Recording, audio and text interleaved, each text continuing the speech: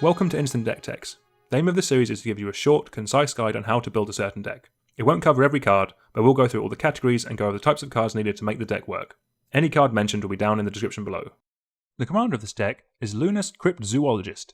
It is green and blue for a 1/2 legendary creature, Snake Elf Scout. It has, whenever another non-token creature enters the battlefield under your control, investigate. This means you create a clue token, which is a colourless artifact with pay 2, sacrifice this artifact, and draw a card.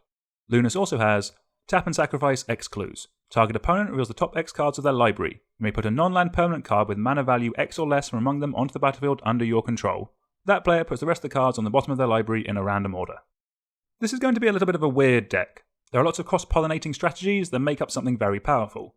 There's some artifact matter synergies, some flicker ETB effects, and also a smattering of elf tribal cards. If you like a lot of interesting interactions in a deck, this might be the one for you. The game plan will be to create as many clue tokens as possible, so we can start playing with our opponent's decks. To do this, we'll be running some additional clue makers, as well as some additional ways of bouncing our creatures to our hands and flickering them, so we can repeatedly trigger Lonis. Let's start with some additional ways of making clues. By having more of them, it will mean we can steal better things from our opponents. Or additionally, we'll add to our artifact count, which will play into our win conditions. What's nice as well is that some of these cards give us extra use for the clue tokens, with things like Ulvenwald Mysteries, Tireless Tracker, and Tamiyo's Journal being good examples of this. With the commander out, all the creatures listed here will trigger this ability for making clues, and Weirding Wood is a solid bit of ramp that adds to that clue count. To take the clue creation up a notch, we can run some token doublers. Some of these cards can be pretty pricey, but there are some nice options out there for those without a doubling season. Erdwal Illuminator and Second Harvest are pretty budget friendly, and because it's also an ETB effect on our commander, it works pretty nicely with Panharmonicon, which also works nicely with some of the other creatures that we're running in some of the other sections. And then there is Academy Manufacturer, which by itself makes us extra tokens. While these aren't clues, they are still artifacts, which does very much matter. It's when this is combined with our other token doublers that things start exponentially getting out of hand. I hope you're good at your times tables with this card out. Another way we can make the most out of our commander's ability to make clues is by playing either creatures that are cheap and can be returned to our hand, or good old-fashioned flicker spells. Each of these will generate us multiple clue tokens, and the more expensive flicker spells will let us drown our opponents in value. To make the most of the tap ability of Lonis, we can play some cards that allow us to untap it, so we can use its steal ability multiple times per turn.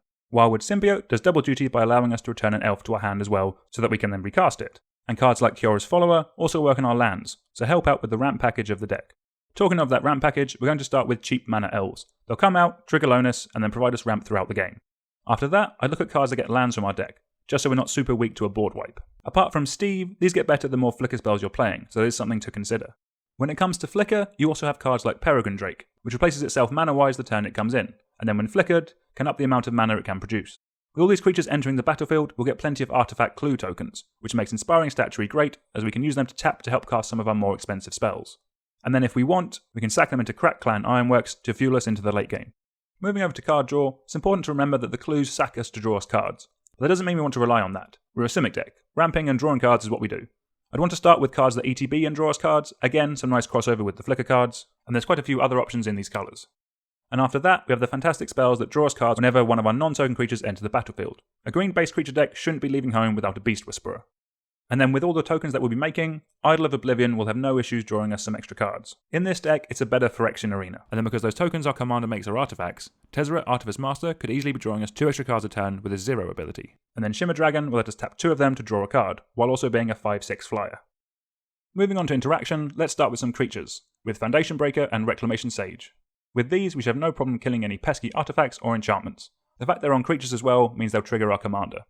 Then for some creature interaction, the always reliable Pongify and Beast Within style effects will be great in the deck. For some board wipes, I like something along the lines of Curse of Swine, Oversimplify, and Azuri's Predation. Even with what this deck is trying to do, I think I prefer them over the generic bounce effects in blue, as these are still forwarding our game plan rather than just resetting the whole board, and are a much more permanent answer to problems. To keep Lonis around, we can run some protection spells. Lightning Greaves and Swiftfoot Boots do double duty in this deck, as the added haste to our commander is very nice for letting us activate it the turn we cast it. After those, you can either run some counter spells or something like Heroic Intervention. To an extent, this will depend on your meta and how many bits of targeted interaction and board wipes you think you'll be coming up against, so you may need to run more if your playgroup is particularly spiteful. Let's move on to some dedicated win conditions. First up is Urza High Lord Artificer. Letting all our clues tap for mana that we can then dump into Urza to start casting cards from our deck will be very strong. Combined with the gigantic token it makes, means Urza will be very strong in the deck. In a similar vein, Kinnan will double up all the mana dorks that we have, and is a very good late game mana sink when we need to push over the edge and win the game. For a bit more of a hit face style win condition, we can use the Antiquities War and Rise and Shine to turn all of our clue tokens into a very real and very lethal threat. In a similar vein, but a bit more all-in, is Rampage of the Clans.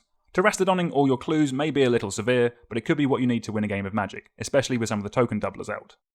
Talking of cards that work well with token doublers, we can also look to run things like Essex Fractal Bloom and Avenger of Zendikar. These combine do some very stupid things together, and both do a very solid job in the deck by themselves. For an alternative way of winning the game, we can run Mechanized Production. Getting to 8 clues in this deck will not be very hard, so this is extremely doable. All you have to do is survive one turn around the board, and you should be winning.